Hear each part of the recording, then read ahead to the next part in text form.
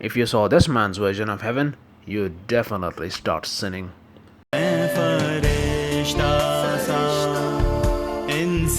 Now, there are a lot of individuals whom you would describe in your life as attention seekers, but only some excel at the art.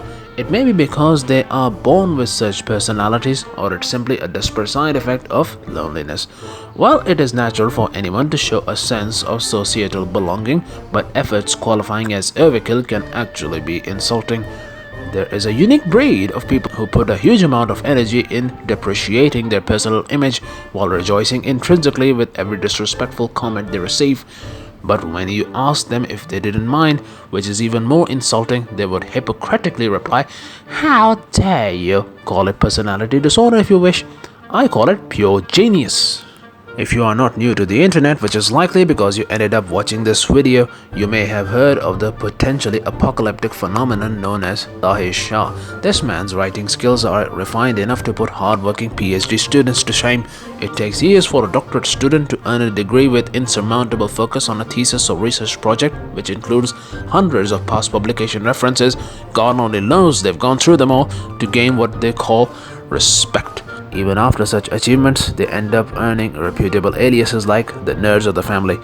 This man, on the other hand, achieved the title of an overnight sensation with just one music video, of which the lyrics seemed like something a second grader would write to seduce his class teacher by using a thesaurus of cheesy terminologies. Yes, I'm talking about the infamous song Eye to Eye. This song was so humiliating that people actually labeled it as a how not to make a music video tutorial. Granted, it took him 20 years to write, but look at the outcome: 20 years of bibliographic bollocks versus 20 years of pathetic poetry. It is common in society to receive death threats for overthrowing a corporation, being competitive, or something as simple as flirting with someone else's girlfriend, but this man received death threats for writing and producing a song, probably because men who listened to it felt like their capacity to be romantic was completely lost or significantly damaged. After all, what would happen if you expose a child to too much television? In order to gain critical attention, he actually applied makeup on his face in the second music video, Angel, just to prove that he is not the same man he used to be.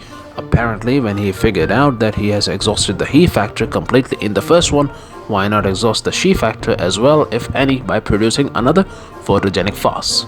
Of course, he forgot to pay attention to minor details.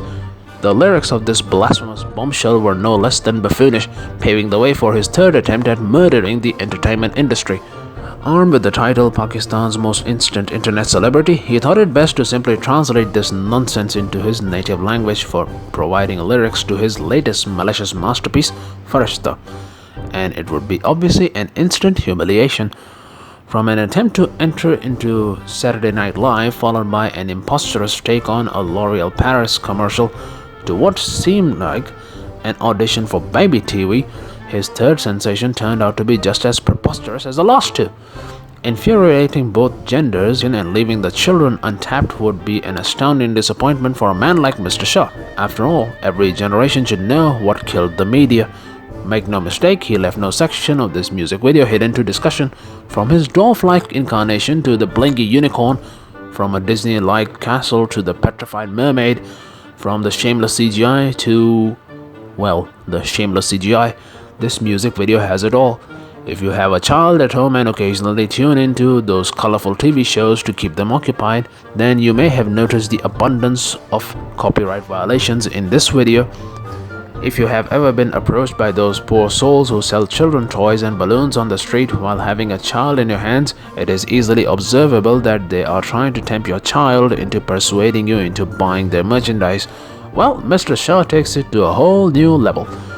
Even his creation speaks of its depressive state. All the characters feel like they are subject to some form of psychological disorder.